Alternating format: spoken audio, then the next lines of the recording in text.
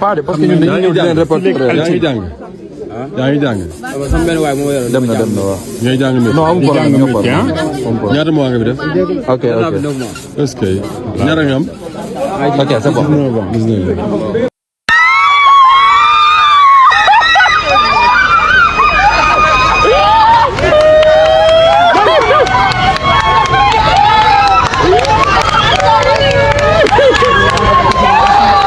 moom mooy rëbës lan na la doon toppee.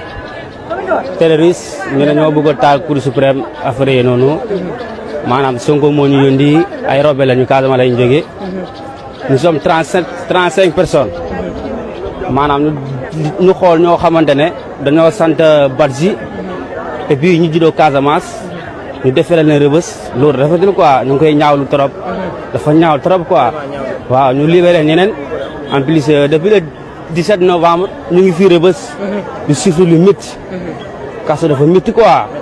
te daa bi wax la da ngaa jógee Casamance Ousmane Sonko moo leen yónni pour ngeen ñëw taal cour suprême da ngeen nu la toppee aussi li nga xam nag mooy acte terroriste nu xëy suba rek nun la bàyyi nan la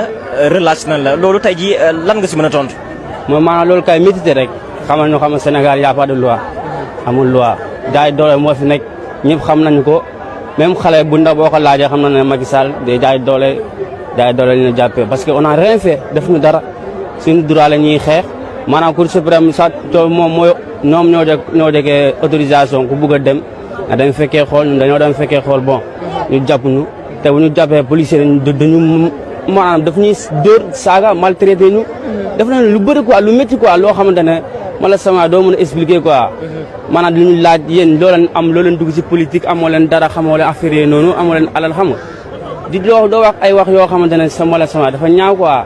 man daal maa ngi koy ñaawlu bu baax a baax affaire bi métti na ma trop du man kese sax maanaam ñu ma àndandoo ñëpp affaire bi métti na leen trop sax tey nu libéré la. courage